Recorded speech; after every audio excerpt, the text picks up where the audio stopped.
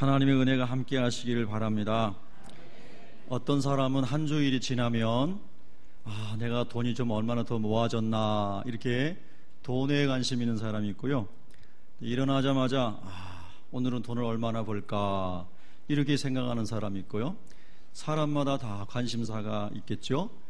그러나 예수님을 진실하게 믿고 주님 다시 오실 날을 사모하는 사람들은 이번 주간에 내가 전도 몇 명 했지, 내가 몇 명에게 복음을 전했지, 이런 생각을 하게 됩니다.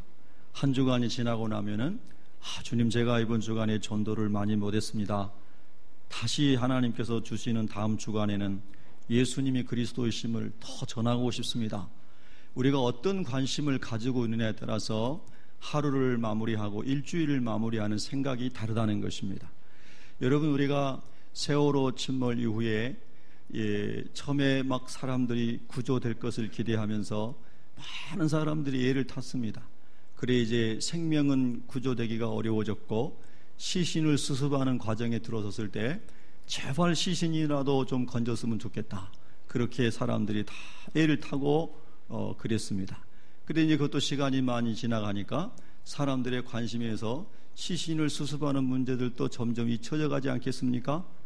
우리가 영생 얻은 다음에 지옥이 믿어지고 하나님 믿어질 때는 정말로 복음을 전해내겠구나 하고 막 마음에 엄청난 소원이 일어나고 사람만 만나면 예수 믿으라고 그랬습니다. 그런데 여러분, 그 하나님 나라가 확실하게 믿어졌던 그리스도인들도 깨어있지 못하고 잠들게 되니까 이제 점점 관심이 하나님의 나라에서 돈으로 옮겨가고 세상의 육체의 정욕으로 옮겨가서 마침내는 나중에 하나님 나라도 안 믿어지고 예수님 다시 오신다는 것도 안 믿어지고, 이래서 사람들이 영적으로 다 잠들고 있는데 그때에 주님께서 어느 날 말씀하신다는 겁니다. 보라 신랑이로다, 보라 신랑이로다. 우리의 영혼의 신랑이신 예수님이 다시 오시는데 기름 준비하지 못했던 미련한 5 처녀와 같이 많은 그리스도인들이 영적으로 잠을 자고 말씀에서 멀어져서 믿음에서 멀어져서 하여튼 일주일 지나면 돈 계산하고 세상적인 거 계산하고 하나님 나라 생각하지 않는 예수 믿는 사람이 많아지고 있는 이 시대에 저와 여러분이 늘 하나님 나라 주목할 수 있기를 축복합니다. 할렐루야. 예수님 반드시 다시 오십니다. 마라나타, 아멘. 주 예수여 어서 오시옵소서. 이것이 예수 믿는 저와 여러분의 소망인 줄로 믿습니다.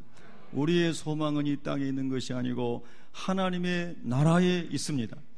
여러분, 오늘도 우리가 10계명 제6계명 살인하지 말라, 이 성경 말씀을 묵상합니다. 하나님 나라에는 죽음이 없습니다. 천국에는 살인도 없습니다. 하나님이 맨 처음에 만드셨던 에덴 동산에도 죽음이 없었고 살인도 없었습니다. 그러나 하나님의 말씀을 불순종하고 마귀의 음성을 순종하는 순간 사람 가운데 죽음이 찾아오고 살인이 찾아오고 형제간에 분열이 오고 얼마나 많은 그 죄악의 열매들이 맺혀졌는지 모릅니다. 여러분, 그래서 그 모든 죄와 죽음의 문제를 해결하고 우리를 다시 새로운 하나님의 나라로 인도하시기 위해서 우리 주님 예수님께서 오셔서 십자가에서 우리의 죄를 다 담당하고 돌아가시고 부활하심으로 하나님 나라가 있음을 증명한 줄로 믿습니다. 여러분이 살인하지 말라, 이 말씀은 인간 상호관계 속에서 누려지는 하나님의 나라를 우리가 누리고 살아야 하는데 그것이 마땅함에도 불구하고 마귀가 와서 요한복음 10장 10절에 저가 온 것, 도적이 온 것은 죽이고 멸망시키려고 하나님께서 우리에게 주신 하나님의 말씀을 빼앗아가고 생명을 빼앗아가고 하나님의 사랑을 빼앗아가고 도둑질하고 죽이고 멸망시켜서 지옥 가게 하는 것이 마귀가 오는 목적이라고 그랬습니다. 그래서 마귀가 와서 하와를 무너뜨리고 아담을 무너뜨리고 그 본질적 타락한 죄 가운데 살아간 우리 자신도 계속해서 마귀가 두루다니며 삼킬 자를 찾으면서 하나님 말씀에서 멀어지게 하고 있는 이 세상 속에서 많은 사람들이 하나님을 떠나서 생명의 가치를 귀하게 여기지 아니하고 생명 경시 사상을 가지고 살아가는 죄악의 열매가 가득한 세대를 우리가 살아가고 있는 것입니다. 여러분, 이 인간 상호관계 속에서 하나님께서 애초에 만드셨던 하나님의 나라를 누리고 살아야 되는데 그걸 누리지 못한 우리들에게 하나님께서 오늘 이 말씀을 묵상하게 하십니다. 여러분, 생명의 주인은 하나님이십니다. 창세기 2장 7절에 하나님께서 흙으로 사람의 이 외형을 만드시고 그리고 그 거기에 생기를 불어넣으셔서 사람이 생영, 살아있는 영적인 존재가 되게 하셨다고 그랬습니다. 라틴어로 이마고 데이라고 하는데 하나님의 형상을 부어주신 것입니다. 생명이신 하나님으로부터 생명이 우리에게 부은 바 된 것입니다. 그래서 생명의 주인이 하나님이시기 때문에 사람이 스스로 자살해서도 안 되고 다른 사람을 죽여서도 안 되고 하나님의 생명을 함께 누리도록 하나님께서 우리를 창조하신 것입니다. 그러나 마귀에게 속아서 인류는 계속해서 전쟁을 합니다. 지금도 우크라이나에 전쟁이 있고 이라크에 전쟁이 있고 사방에서 크고 작은 전쟁이 있습니다. 미국 육군이 2030년까지 육군의 4분의 1을 25%를 킬러 로봇을 만들어서 그것으로 대체한다라고 하는 프로젝트를 발표했습니다. 많은 사람들이 반대하고 있습니다. 전쟁을 할 때 사람을 죽이는 전쟁 로봇을 만들어서 미 육군의 4분의 1을 대체한다는 것입니다. 2030년까지 그것을 하겠다고 프로젝트를 가지고 있습니다. 여러분, 사람은 평화를 원하지만, 세상은 평화를 원하지만 전쟁의 소문도 늘어간다. 우리가 고등학교 다닐 때 많이 불렀던 복음성가입니다. 세상은 평화 원하지만 전쟁의 소문도 늘어간다. 계속해서 많은 사람들은 평화를 원하지만 마귀는 계속해서 인류 가운데서 전쟁을 일으키고 살인하고 사람을 죽이는 마귀의 목적을 위해서 열심히 마귀는 일하고 있다는 것입니다. 오늘 우리는 생명을 살리는 하나님의 사람으로서 하나님의 일을 열심히 함으로 주님 오시는 그날까지 승리할 수 있기를 축복합니다. 생명의 주인은 하나님이십니다. 할렐루야. 그래서 여러분, 그 생명의 주인이신 하나님만이 생명을 주관하실 수가 있습니다. 그런데 사람이 그것을 함부로 할 때 하나님께서 심판하셨습니다. 출애굽기 21장 12절에 사람을 쳐 죽인 자는 반드시 죽일 것이라. 사람을 죽인 자는 반드시 죽일 것이라. 민수기 35장 22절 이하에 보면은 그러나 악의가 없이 실수로 우연히 사람이 당신을 통하여 죽게 되었을 경우에는 그때는 도피성을 마련해서 도피성에 숨어서 도피성 안에 있는 제사장이 죽을 때까지 그 영내에서만 머무르게 하였습니다. 그리고 제사장이 죽은 다음에는 그 영외에 나가서 살 수 있게 하였습니다. 고의적 살인이 아닌 경우에는 그렇게 했다는 겁니다. 성경은 살인을 해서는 안 되며 생명의 주관자는 오직 하나님이시라는 것을 계속해서 강조하고 있는 것입니다. 벌써 오래된 이야기지만 그러나 우리가 생명에 관한 성경적인 말씀의 가치관을 세우기 위해서 다시 한번 우리가 생각해 본다면 낙태는 살인입니다.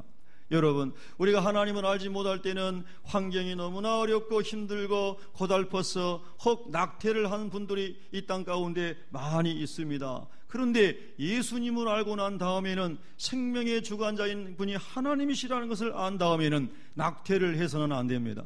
그리고 과거에 혹시 그런 일을 했어도 하나님 앞에 회개하고 자백하면서 하나님, 예전에는 제가 하나님을 잘 모르고 생명의 그 의미를 잘 모르고 너무나 힘들고 어려워서 하나님도 이해해 주실 걸 믿고 그렇게 힘들었지 않습니까 하나님? 그래서 제가 그랬지만 지금은 제가 회개합니다. 생명은 하나님께 속한 것이므로 하나님, 제가 회개합니다. 하나님 말씀대로 제 상한 심령을 치료해 주시고 제 아픈 상처를 싸매 주시고 저를 회복시켜 주시고 생명을 위하여 사는 사람이 되게 해 주십시오. 이렇게 기도함으로 생명의 가치관이 바로 세워지기를 주님의 이름으로 축원합니다. 태아도 인간인가? 라고 하는 질문은 여러분 그렇게 오래된 질문이 아닙니다. 옛날에는 여러분 자녀를 많이 낳으면 복이라고 생각했기 때문에 결혼한 자녀들이 이제 아이를 갖게 되면 너무너무 좋아서 다 어르신들이 아주 박수를 치고 기뻐했습니다. 그러나 세상이 힘들어지고 경제적으로, 사회적으로, 교육적으로 여러 가지 비용이 많이 들어간다고 하는 돈 문제 때문에 많은 사람들이 불편해하면서 태아를 생명으로 여기지 않고 함부로 하는 일들이 우리 세대 가운데서도 많이 있는 것을 알 수가 있습니다. 그래서 사람들은 엉뚱한 질문들을 합니다. 저 수정아가 생물학적으로 인간일까? 자기 합리화하기 위해서 이런저런 질문들도 많이 던질 수 있습니다. 인간의 편의를 위해서 쉽게 생명을 경시하는 문화들이 많이 있어 왔다는 것입니다. 1949년까지만 해도 태아의 상태를 의학적으로 규명하는 태생학, 발생학, 태아학이 발전하지 않았기 때문에 사람들이 그냥 개인적인 감정이나 개인적인 믿음이나 이런 것으로 그냥 판단을 하고 생각했습니다. 그러나 1970년대 이후에 현대의학은 초음파 영상기술과 전자식 태아 심장 측정술들 이런 것들이 많이 발전하면서 사람들에 대해 정확하게 태아에 대하여 알게 되었습니다.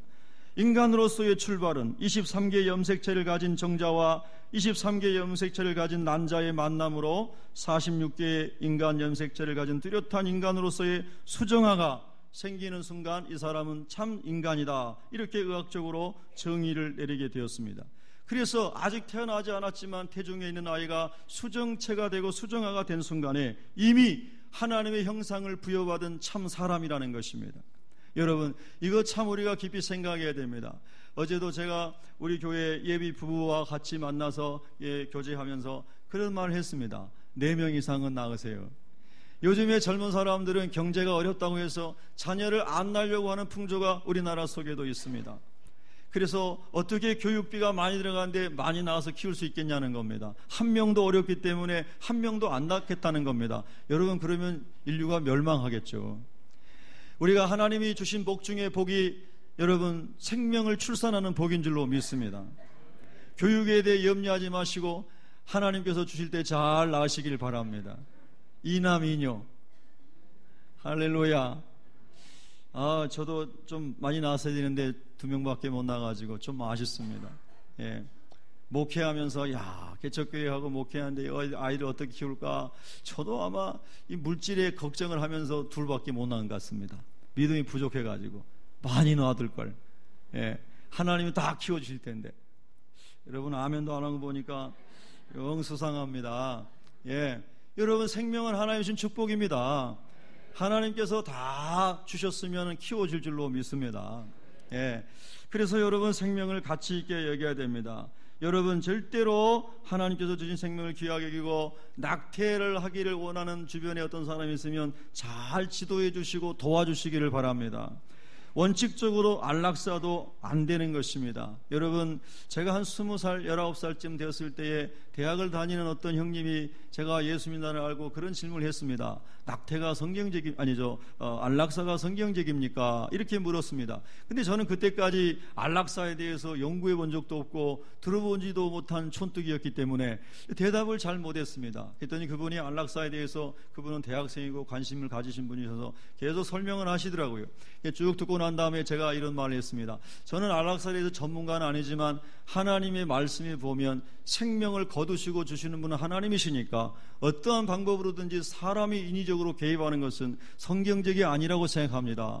그렇게 그때 19살 때 대답했는데 지금도 그 마음에 변함이 없습니다. 여러분, 생명은 아무리 고통스럽고 힘들어도 하나님께 주권이 있음을 인정해야 됩니다. 그래서 저와 여러분이 죽음을 위해서도 기도해야 됩니다. 하나님, 죽을 때에 편안하게 주님께 부름받도록 해 주십시오. 그러기 위해서는 육신도 관리를 잘해야 됩니다. 마음대로 술에다가 육신을 막 내놓고 또 여러분 담배 피우고 또 이상한 일을 하면서 몸을 망가뜨리고 그래서 병들고 고통 가운데 죽어간 일이 없도록 여러분, 하나님이신 마음의 성전인 이 육신도 잘 관리하시기를 축복합니다. 그리고 영혼도 잘 관리해야 됩니다. 그래서 주님 부르실 때 기도하다가 조용히 주님 앞에 갈 수 있으면 얼마나 복입니까? 할렐루야. 그래서 거룩하게 살고 거룩한 행실 가운데 사는 사람은 죽음도 멋지게 될 줄로 믿습니다. 아멘, 할렐루야. 또 서로 하나님, 우리 가운데 하나님께서 하나님의 목적과 섭리 가운데 고통스러운 죽음을 준다고 할지라도 하나님 나라를 바라보면서 하나님 나라의 소망을 가지고 있으면 그 고통을 다 이기고 예수님이 함께 하시는 능력으로 넉넉하게 죽음을 맞이하게 될 줄로 믿습니다. 할렐루야. 그래서 여러분, 성경적으로 보면은 안락사도 하나님이 원하시는 것이 아닌 것입니다. 죽음의 의사라고 불려졌던 잭 캐보니언 박사는 1990년 이후에 불치병 환자를 130명 이상을 안락사시켰습니다.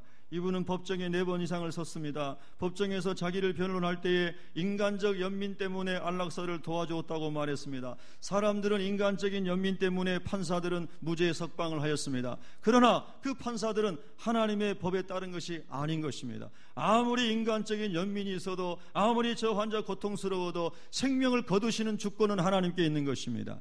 저는 이런 생각을 합니다. 우리 자녀들에게도 이미 말했습니다. 저는 저희 것을 셰브란스 병원에 다 이미 기증했기 때문에 아이들에게 그런 말 했습니다. 아빠가 혹시라도 나중에 질병 가운데 고통 가운데서 죽어가는 것이 그런 게 있다면은 병원 신세 지지 말아라. 그냥 집에다 놔두고 하나님 부르시면 갈 때까지 그냥 놔둬라. 그냥 코에다 못 끼고 뭐에다 못 끼고 나는 이렇게 구차하게 죽고 싶지 않다. 하나님이 부르실 때가 되면은 그냥 편안하게 자연스럽게 기도하다 죽으면 얼마나 아름답습니까? 사람들이 너무 인위적으로 생명을 연장해 가면서 산삼이라고 산송장을 만들어 놓고 그렇게 고통스럽게 하는 것이 하나님의 뜻입니까? 여러분, 생명이 하나님께 있고 하나님 부르시면 아멘 할렐루야 하고 하나님 나라 가면 얼마나 복입니까? 여러분, 할렐루야. 여러분, 하나님 안에서 죽고 사는 것에 자유하시기를 축복합니다.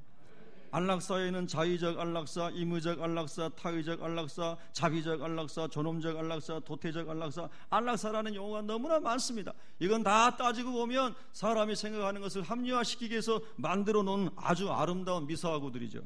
1991년 네덜란드 정부에서 임명한 조사기관에 의하면 네덜란드는 1986년 안락사를 수행할 수 있는 의사협회에서 안락사를 이러이러한 범위 내에서 할 수 있다라고 허용을 했는데요. 1991년 이후에 네덜란드에서 매년 9,000명 이상의 환자들이 나를 안락사 시켜달라고 신청을 한답니다.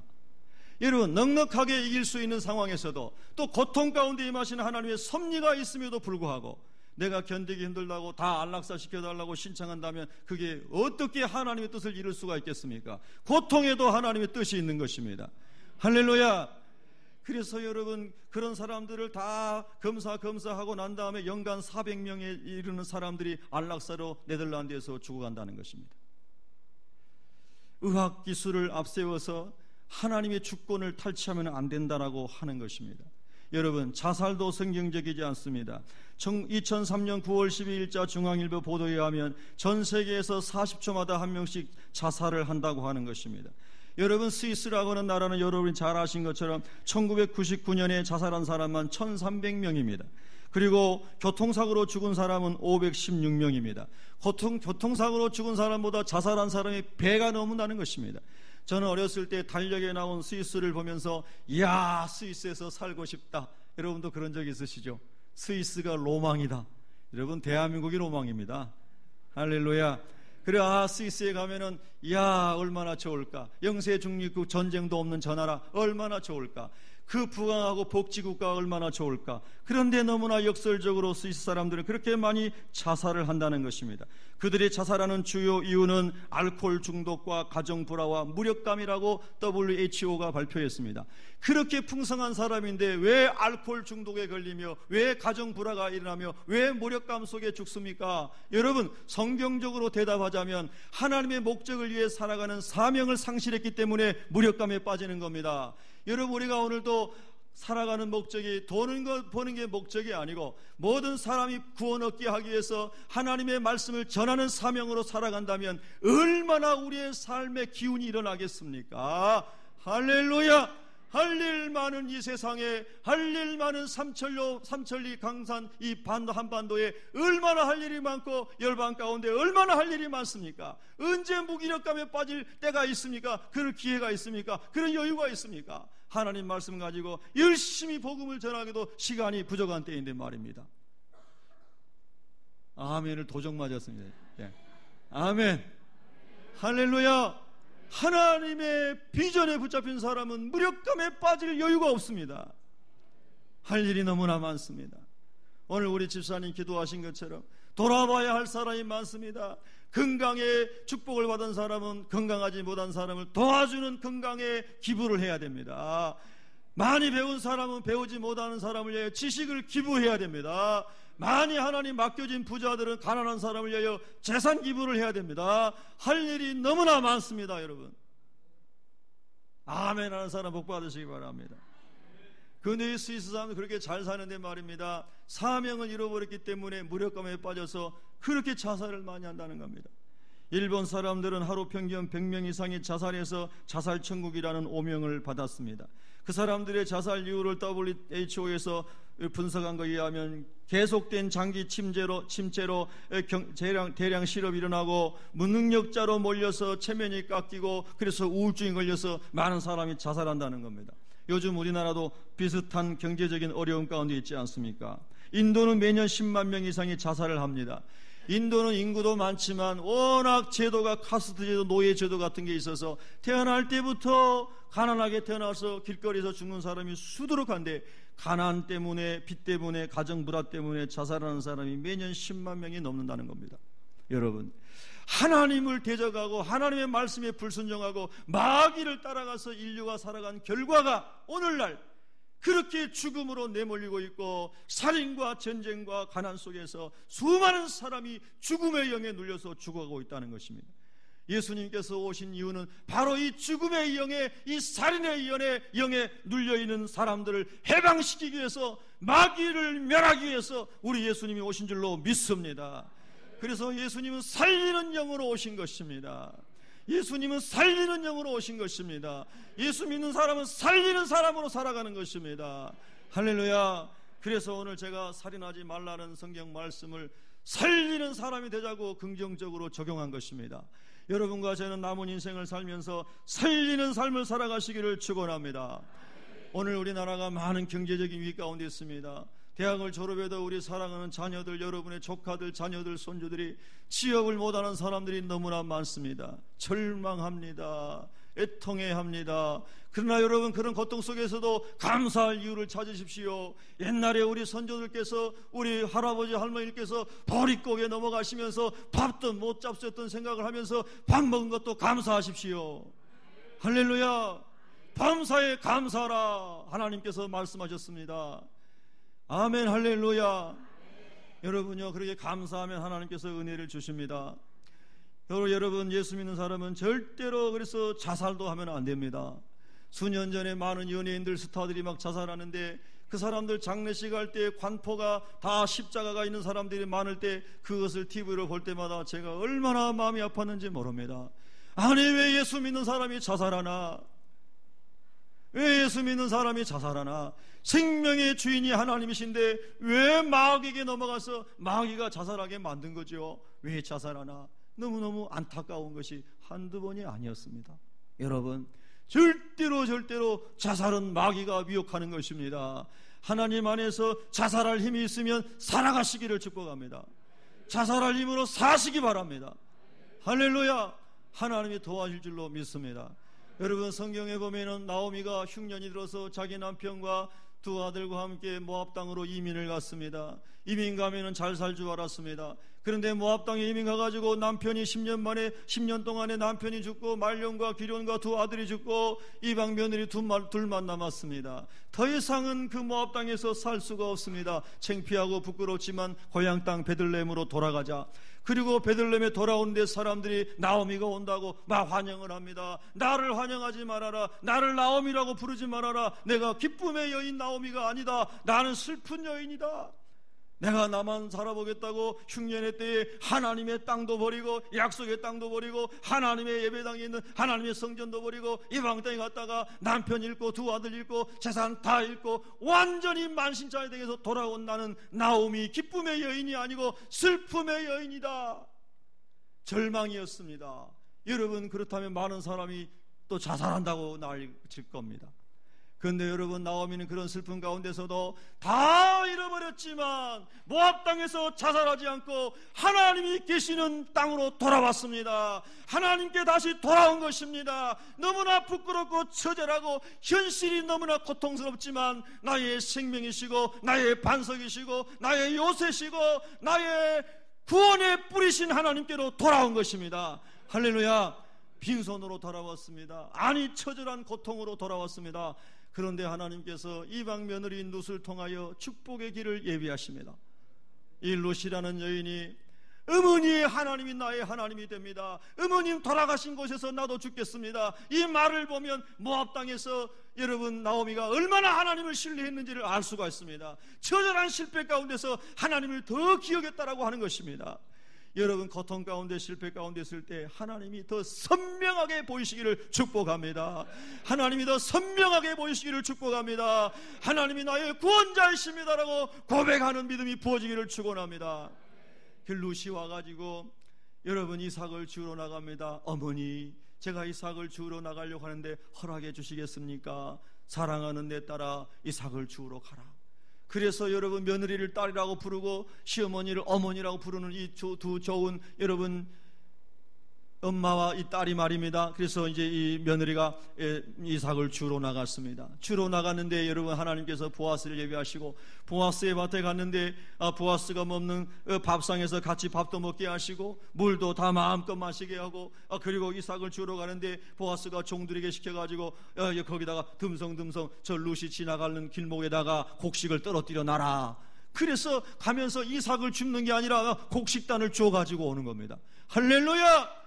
하나님의 뜻대로 살려고 하고 절망 가운데서도 하나님을 의지하는 사람은 하나님이 피할 길을 주시고 감당할 능력을 주시고 은혜 주셔서 하나님은 살아계심을 보여준 줄로 믿습니다.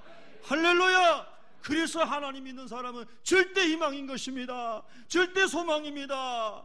믿습니까 여러분?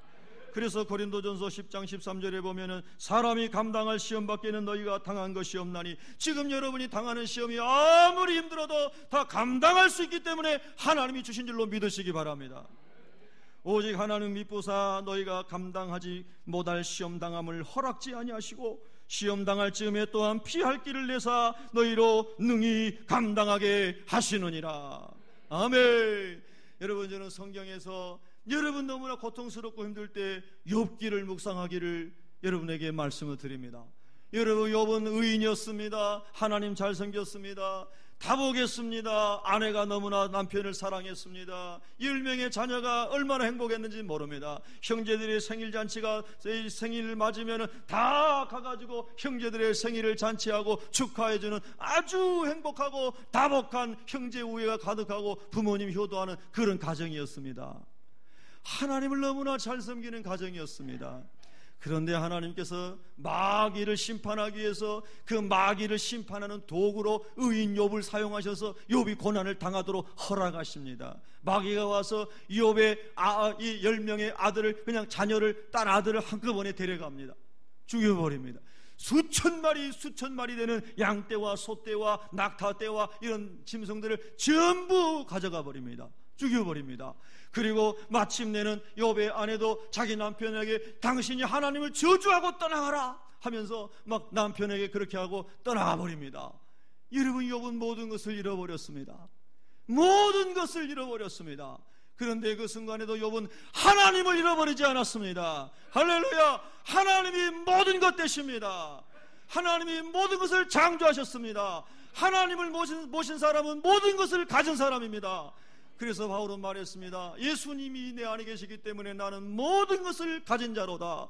예수님이 없는 사람은 모든 것을 잃은 자로다. 여러분 믿습니까?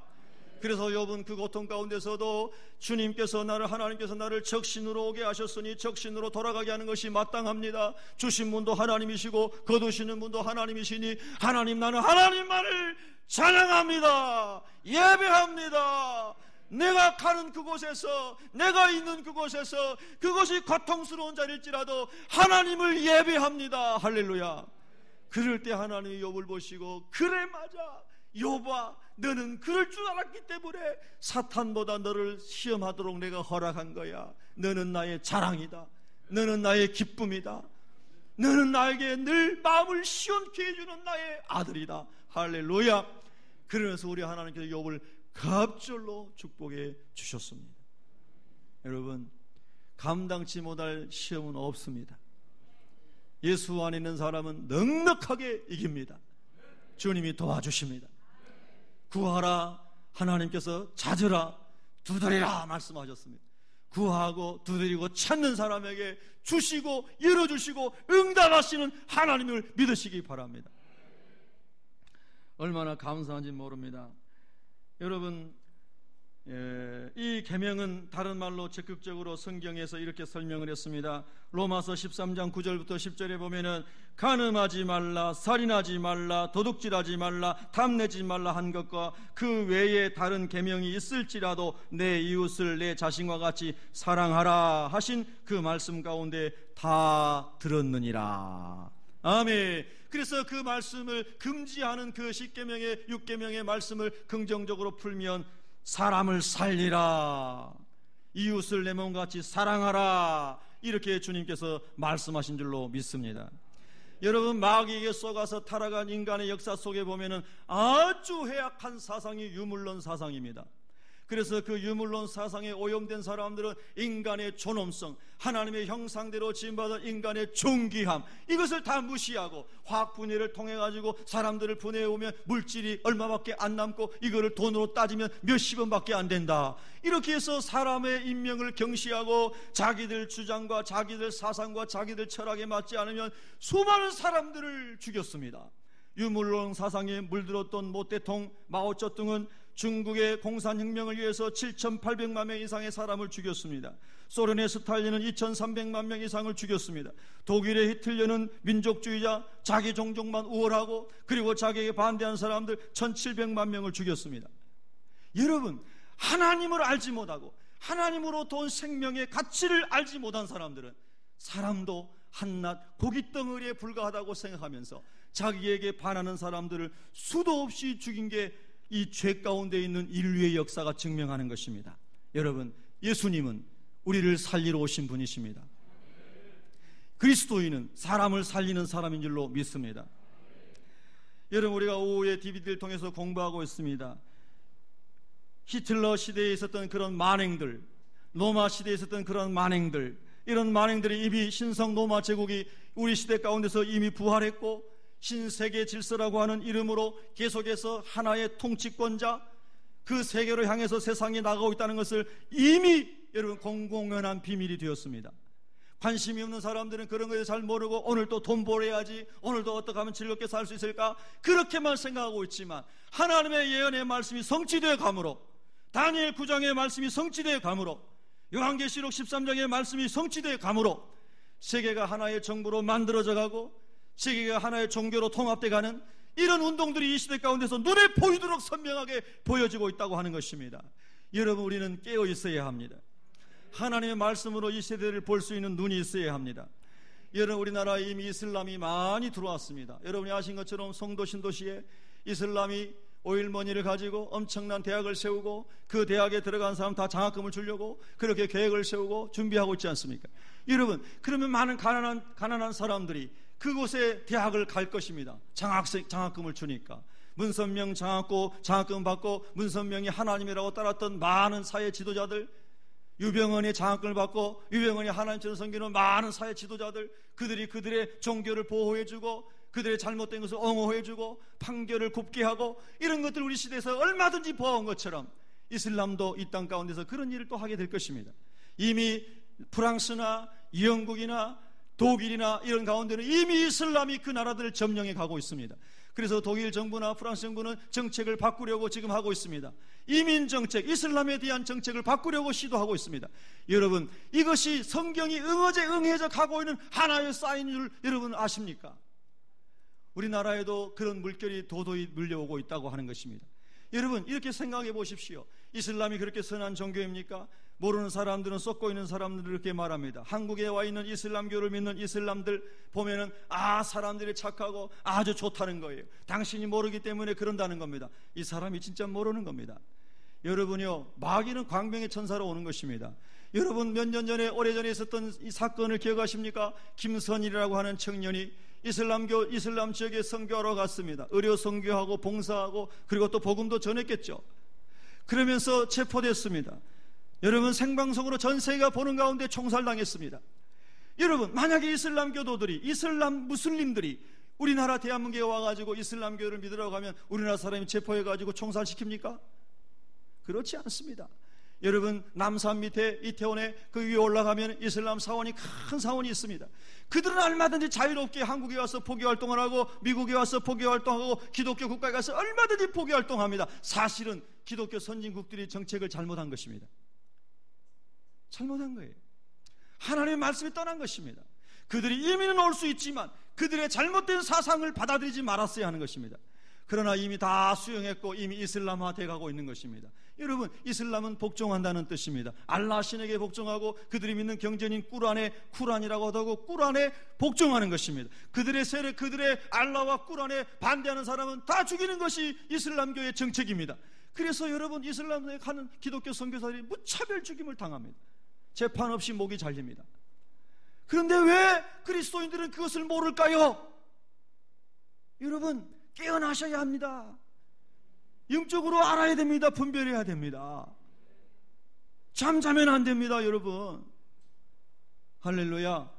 종교 통합도 가속화되고 있습니다. 프란치스코 교황은 이슬람 지도자, 유대교 지도자 모아놓고 평화적인 일을 한다고 아름답게 시작한 것 같지만, 여러분, 어떻게 이슬람 지도자가 여러분 그들 가운데 와서 기도하고 그렇게 그들의 형식으로 그런 행사를 할 수 있는 것이 현실화됐는데 그게 가능한 것입니까? 여러분, 도저히 안 맞는 것이죠. 종교 통합으로 가는 과정에 있는 것입니다. 여러분, 제 말을 믿으시든 안 믿으시든 그런 일이 반드시 일어날 것입니다. 우리가 하나님 안에서 역사를 분별할 수 있는 은혜가 있기를 주님의 이름으로 축원합니다.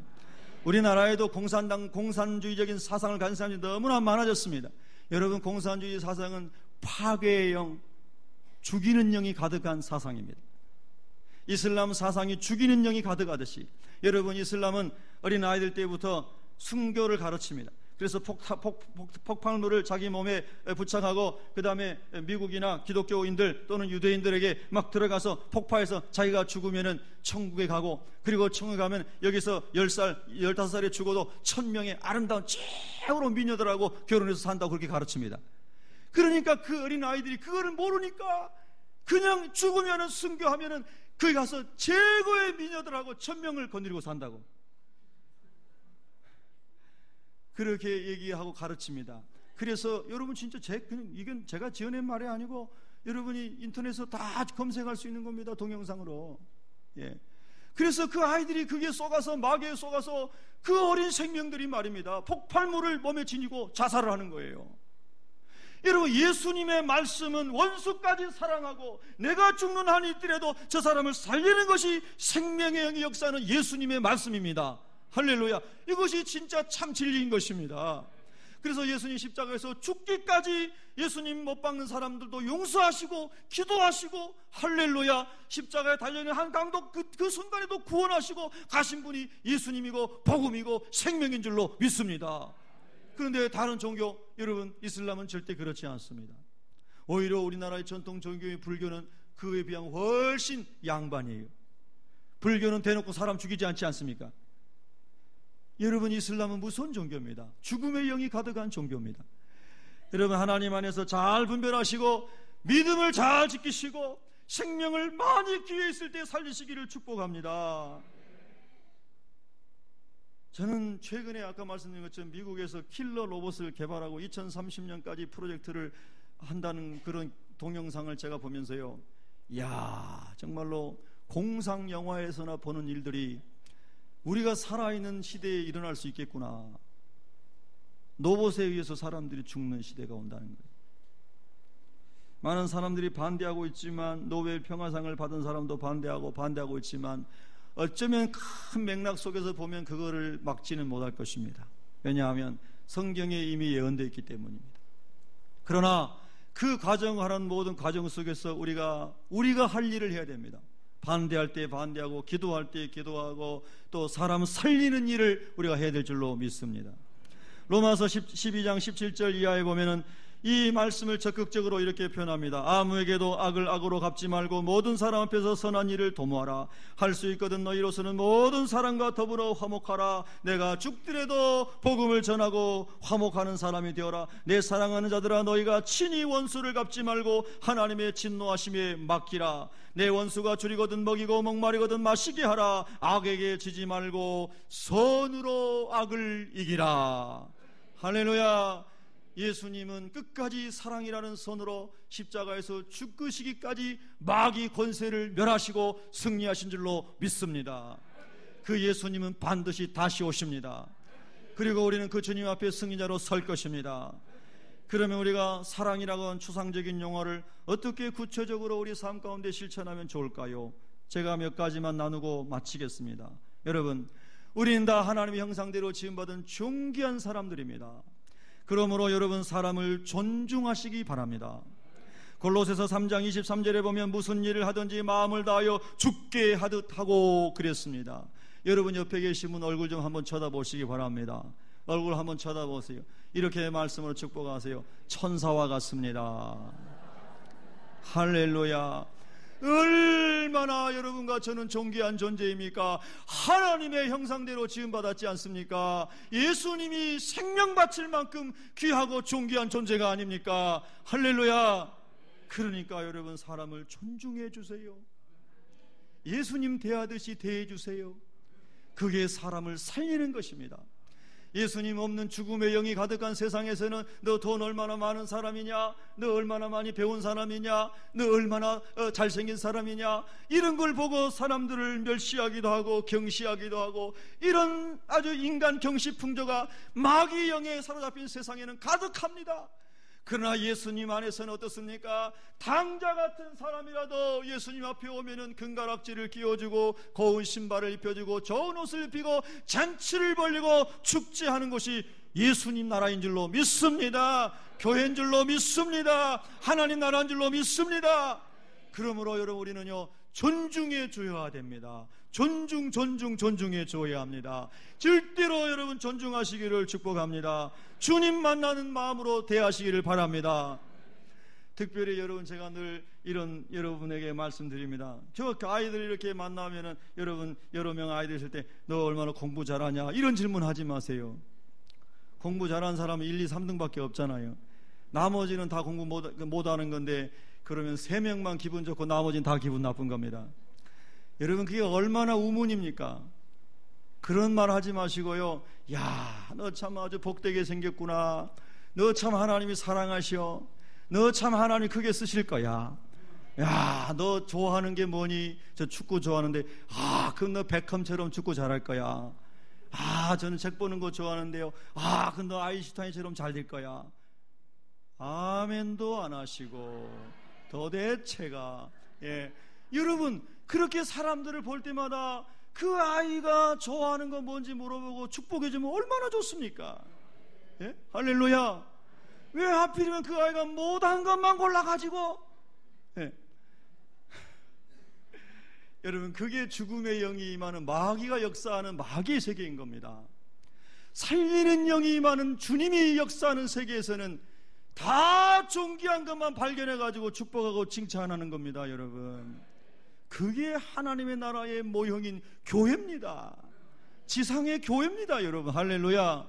그러니까 여러분, 자꾸 제가 한 3년 동안 인사훈련 시키고 축복하는 거 훈련 시키고 막 계속 훈련 시켰지 않습니까? 이제 좀 몸에 배이셨나요? 자꾸 존중해야 됩니다. 두 번째는요, 겸손의 언어를 사용해야 됩니다. 빌립보서 2장 3절 4절에 보면은 아무 일에든지 다툼이나 허영으로 하지 말고, 다툼이나 허영이 생긴 것은 교만하기 때문에 그런 게 생기는 겁니다. 오직 겸손한 마음으로 각각 자기보다 남을 낮게 여기고 높이 여기고, 할렐루야. 그러면은 그냥 가는 데마다 재밌습니다. 세상에 나는 자랑할 것도 없고, 세상의 부녀회나 세상의 반상회나 세상의 애기 엄마들 모임에 가면 자꾸 세상적인 걸로 막 자기 자랑하다 기분 나빠가지고 막 돌아와가지고 남편 구박하고 아내 구박하고 괜히 아이 머리 막 쥐어박고 막 이랬던 사람들이 말이에요. 교회 왔더니 다 겸손한 사람밖에 없는 거예요. 저 사람은 되게 가난하고 아무것도 없는 사람인 줄 아는데 아주 그냥 털털하게 이렇게 하고 다니는 줄 알았는데, 그 나중에 보니까 한 500억대 부자인 거예요. 할렐루야. 500이 너무 적어서 하면 나는 1조 대 막 부자인 거예요. 할렐루야.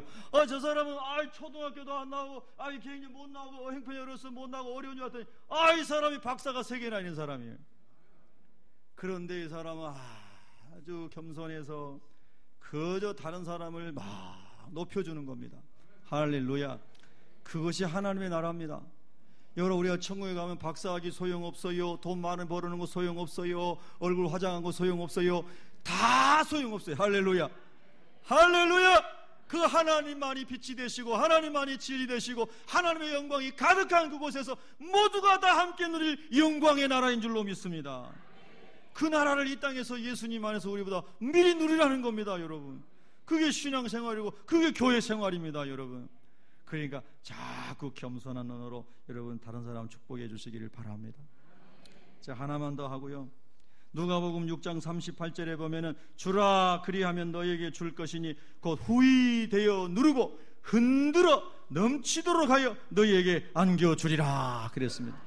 여러분, 사람이 범죄한 이후에 개인 소유권이 생겼습니다. 에덴 동산에 타락하기 전에는 개인 소유권이라는 게 없었습니다. 다 함께 누리면 됩니다.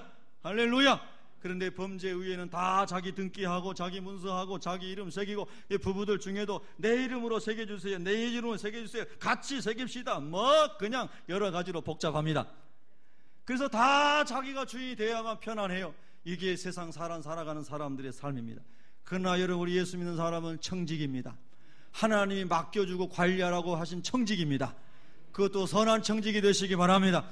그래서 여러분의 가정, 자녀, 여러분의 부모님 공양하고 여유가 있는 것들은 여러분 무엇이든지 열심히 좀 나눠주시기 바랍니다. 주라 그리하면 너에게 주실 것이요. 그 나눠주는 사람은 나눠주는 기쁨이 얼마나 큰 건지 압니다. 예, 호박 하나를 나눠주더라도 얼마나 좋은지 모릅니다. 호박같이 못생겼다고요? 호박 하나 나눠줘 보세요. 얼마나 큰 기쁨이 찾아오는지 모릅니다. 할렐루야. 그렇게 자꾸 나눠줄 때에 이 땅에 가난 때문에 절망해서 자살하려고 하는 분, 질병의 고통 가운데 힘들어서 자살하려고 하는 분, 이런 분들이 저와 여러분이 공급하고 나눠줄 때에 다 소망이 있구나, 살 소망이 있구나, 이 땅에서도 살 소망이 있고 예수님 안에는 더 큰 소망이 있구나. 할렐루야. 그러면서 함께 누리는 하나님의 나라가 이 땅에서도 이루어질 줄로 믿습니다. 살인하지 말라, 이 말은 적극적으로 네 몸을 사랑한 같이 네 이웃을 사랑하고 열심히 존중해주고 겸손히 섬기고 나누고 열심히 베풀고 하나님 나라를 함께 누려라, 이 말씀인 줄로 믿습니다. 기도하겠습니다.